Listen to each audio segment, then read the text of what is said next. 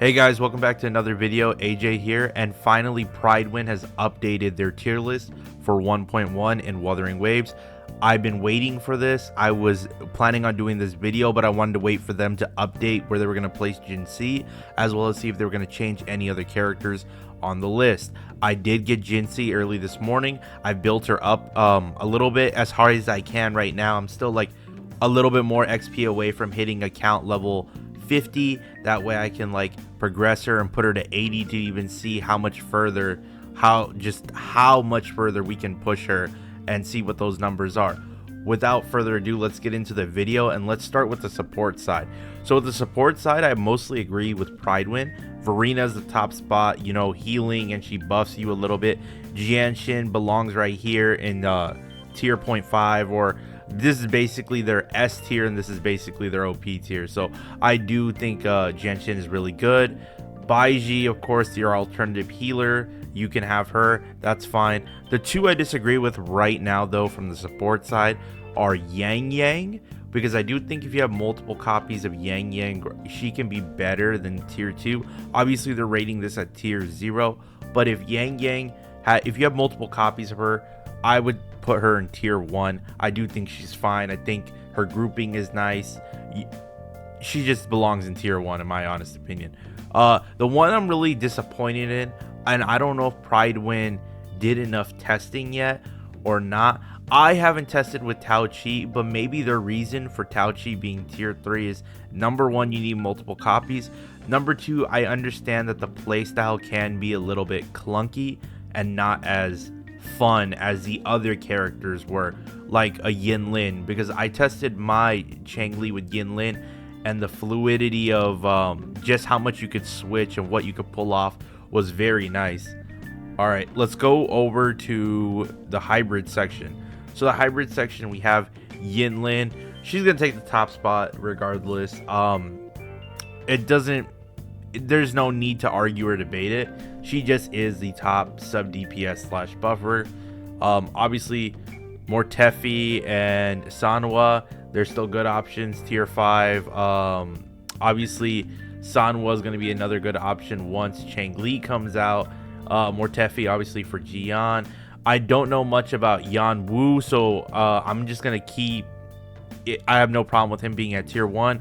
I haven't played much with him or done anything with him. Rover tier 2. I see, the thing is, when Prydwen updated this tier list, I really wish that maybe they had waited a little bit, because right now this is S4 Rover. If this was S6 Rover, I think S6 Rover would be in tier 1. So that's the only other thing I really disagree with them. Alto I have not built, and if they keep them at tier 2, you can keep them at tier 2. If somebody else has Alto built, then you let me know in the comment section, where do you think Alto should be placed? And then let's work our way down to up for the damage dealers. Starting off with Chixia, tier 2 for now. I'm fine with that at S0, you know, and Ling Yang, I'm fine with them being at tier 2. But although I would say, because Dan Jin is at tier 1, that's why I'm fine with them at tier 2. But in my honest opinion, I think Ling Yang should be tier 1, and I think Dan Jin, especially because I think Fob was mainly clearing everything with Dan Jin. I would move her to 0.5, but I know they don't want to like overcrowd or fill that spot up because it's their quote-unquote apex tiers, but I still disagree with that. I think that Dan Jin should have been moved to 0.5, and at least Ling Yang should be T1. I don't know. Chixia, yeah, she's fine where she's at. We'll see when Changli comes out if they do move her, as Changli's gonna have like multiple playstyles with like either being your main DPS, a sub DPS, or dual DPS. You know what I mean? Like these little rotate, like Changli's gonna be crazy, guys, when she comes out. Moving on to our 0.5, they have Havoc Rover, that's fine by me. They have Encore, that's fine by me. It's interesting that they put Calcharo over Encore, but when Changli releases, right, I wonder if these two spots will be flipped. I get that It's a quick Encore wants quick swap, and then you can just go all in with Changli out on the field when she releases. But as of right now, I'm fine with it. I love Calcharo as well. I have both characters, so I'm fine with Cal being here, and I'm fine with Encore being right here. Now moving on to tier 0. Now, some people may think this is controversial if you're a Jiyan fan, others not. So I'm going to give you guys my honest opinion. Does Jiyan deserve to be second place in the DPS category at tier 0? When I played, and I have Jiyan's signature weapon. Now I want you guys to keep that in mind. I have Jiyan's signature weapon. I have Jiyan very decently built, okay? In my honest opinion, between the two, I do think Jiyan now is the second best DPS in the game. Now, this is what I would say, though, before everybody starts being like, okay, like if certain Jiyan fans want to question this, one of the things I will say is that ease of use. This is the one thing that I want everybody to pay attention to. Ease of use. And what I mean by that is it's easier to use a character, okay? Jiyan is the easier character out of the two to operate, for sure. Because Jiyan, the thing with him is you don't need to switch as much if you don't want.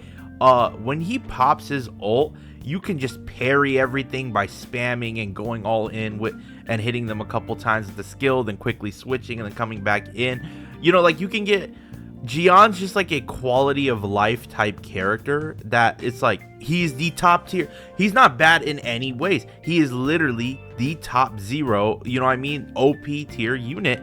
And he's the easier one, the more comfortable one to use. So on that side, if someone was to tell me, hey, I don't want to play with Jinhsi because Jiyan feels more comfortable, I would say, okay, that's perfectly fine. And you're perfectly valid for that opinion. Now, I want to talk about Jinhsi for a second. As does she deserve to take this top spot?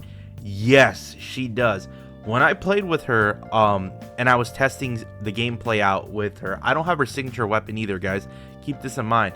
I was using Calcharo's weapon and Jiyan's weapon, and I don't know why. Maybe it was because I crit, because I know I have like 60 crit rate on her right now, but maybe it's because the crit number when I ulted and then popped her enhanced skill just took off, but it hit a ridiculous amount. Like Cal's weapon was outperforming Jiyan's weapon for me when I was using her, but I don't know, I have to go into deeper testing.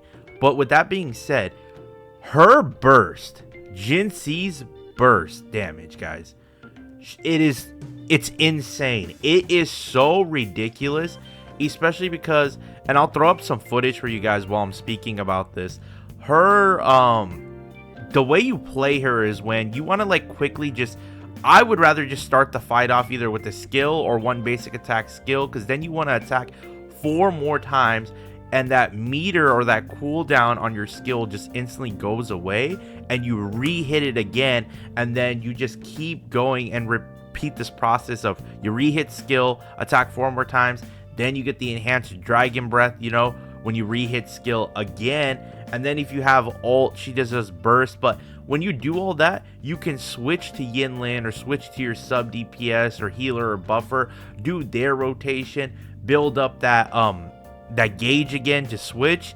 And dude, when she switches too, on top of that, she comes out with an enhanced skill, and I believe you can press skill twice actually. I think it's in my footage, so I'm just having like, you know, dog brain, my train of thoughts going everywhere else. But yeah, you can use your skill twice, then go 1, 2, 3, 4, skill again, skill 1, 2, 3.